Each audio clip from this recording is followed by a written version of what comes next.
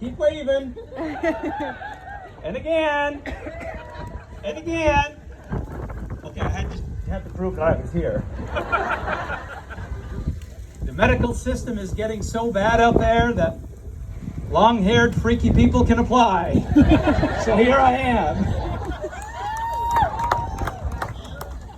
No tattoos, not yet.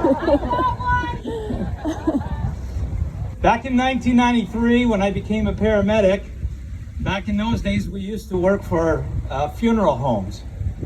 So the old joke was, if we didn't get you one way, we got you the other way. We used to be called ambulance drivers in those days, but we've come a long way. We started off as EMAs, emergency medical attendants, took a few more courses, became emergency medical technicians, and then finally graduated to what we are now, full-fledged paramedics in the province. And that was one of our co-workers right there. Since that time, we've been entrusted with driving $100,000 vehicles, fully equipped to save your life whenever you call 911. I've been entrusted to follow protocols under chief medical oversight physicians. And in my 29-year career, I've responded literally to thousands of calls, including motor vehicle collisions, the back roads, and then the highways. For 21 years of my career, part of my stretch was the Trans-Canada Highway, so I've responded to quite a few motor vehicle collisions. I've responded to a lot of cardiac arrests, heart attacks, strokes, diabetic emergencies. I always love waking up diabetics, you know, when they're out and going into a diabetic coma and going to die, and you wake them up, and what a thrill, you know. I've delivered babies at home and in the front seat of cars. That's always a good day. Always a good day, you know. Sometimes in the same day, somebody slips into eternity and somebody else is born. You never know what you're going to find when you show up at work, what the end of your day, what the end of your shift is going to be like. Abdominal injuries, abdominal aneurysms. You know, my kids would see me come home and they would tell by the look on my face what kind of a day I had. But 29 years, you know, that's a lot of things that you see. It's a lot of things that you hear. And I still hear some of the screams from people in pain, or the screams from me having to tell them, your spouse next to you is no longer here, and that's why we're not working on them. And I still hear some of those screams. Or some of the sights that I've seen, you know, cutting down a child from hanging in the rafters in the garage. Those sights just don't go away. Or coming home and taking off my uniform and having to take some brain matter off my boots because of someone that decided to end their life in the woods, or, you know, finding someone after 3 days when they decided to overdose in the woods or whatever. A lot of us have been scarred by what we've seen, what we've heard. It just doesn't go away. But we do what we do because we love what we do. We love helping people. That's the kind of people we are. And a lot of times we've risked our own well-being and our own selves to help Nova Scotians, because when you call 911, somebody's got to come. That's the kind of people that we have represented here. We've got doctors, nurses, firefighters, paramedics, even the cleaning staff in hospitals disinfect things so that you can all be safe. And we've learned to take care of ourselves. We've learned to protect ourselves. We've learned to stay home when we're sick so that others don't get sick. It's been great to bring people back from the dead in cardiac arrest. And I've had the privilege to do that a number of times. Yep. During all those years, I've never even had the flu, believe it or not. I've been healthiest when I was around sick people. That's the way it was. Those of you that work in healthcare, you know exactly what I'm talking about. I've kept myself safe and healthy, and I've kept my family safe and healthy. But our current 911 system is bleeding so bad. It's hurting. In the last 10 years in this province, The 911 ambulance call volume system has gone up at least double what it used to. But we have the same amount of ambulances on the road as we used to. Out of approximately 1,100 paramedics in the province, 240 of them are off right now on short-term, long-term disability or injury or stress leave or mental health issues. Do the math. 1,100, 240 are off. About 3 nights ago, I was looking at some of the rosters in the West alone. I think there's 17 or 16, 17 trucks in the West at nighttime or so. 11 ambulances were either off or short or half staffed. Do the math.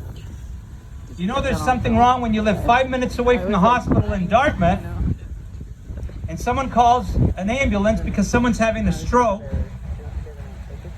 and the ambulance gets dispatched from the base in Parsboro. You know I'm not lying because it was in the paper here not long ago.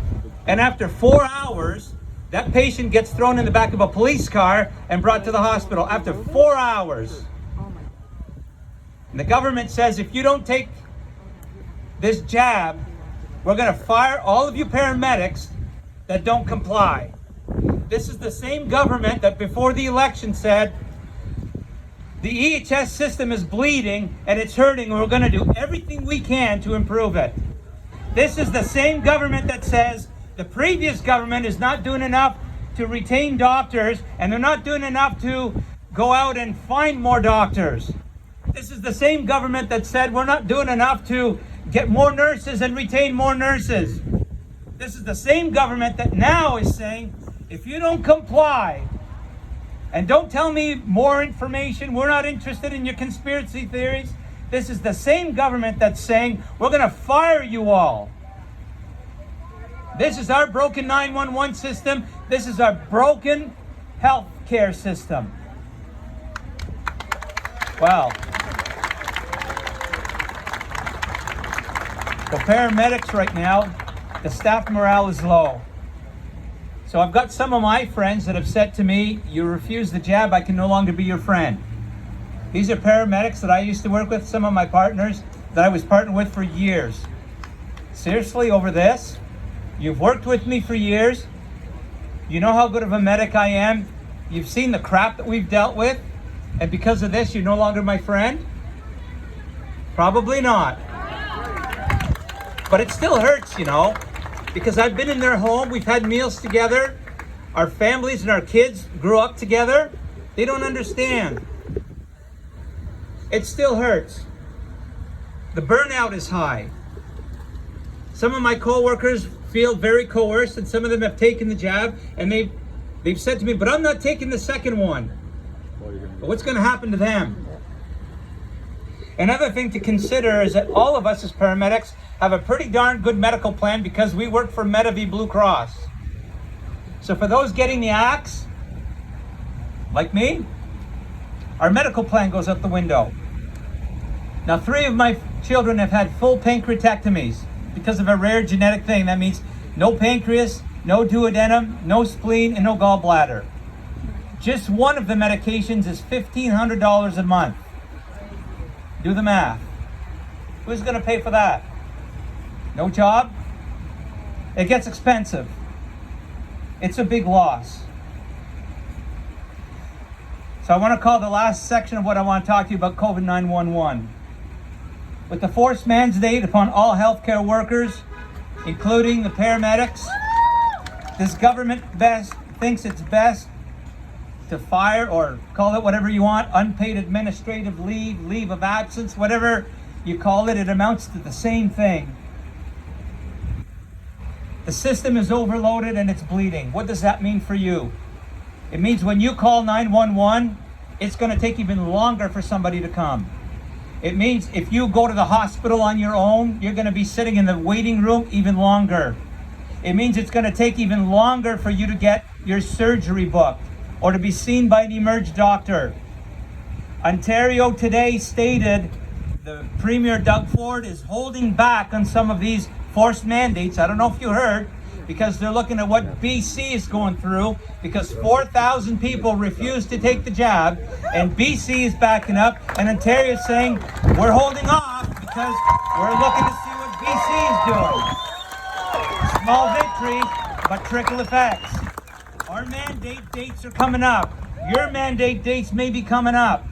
Another little victory in New Brunswick just yesterday. Some of the teachers union has backed up the teachers and said, we are backing up the teachers.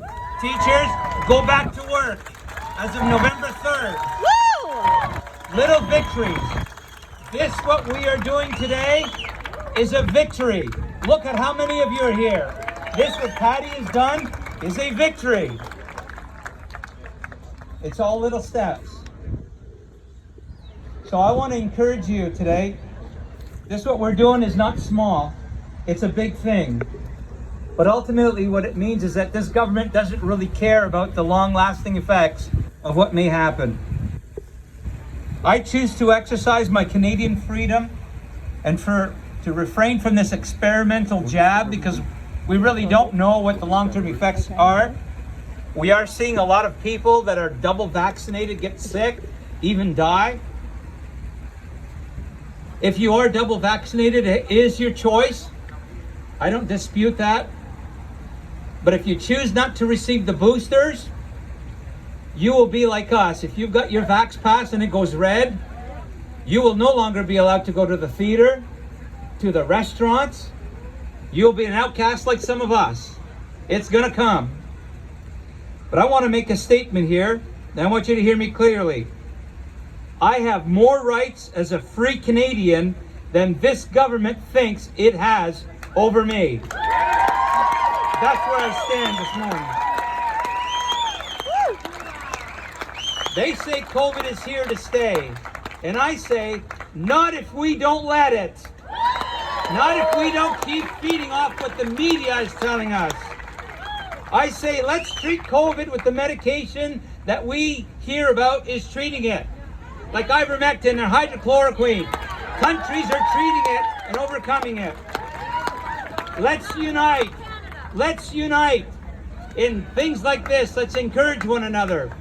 Patty told you, meet somebody next to you. We've got this long march going up. Why don't you meet 5 new friends? Connect with people, encourage one another, and let's keep this going. And if you're a person of faith, if you believe in prayer, now is the time, and keep praying. One of the things that keeps me going is my deep faith in God, and together we will conquer this. Amen. God bless you all.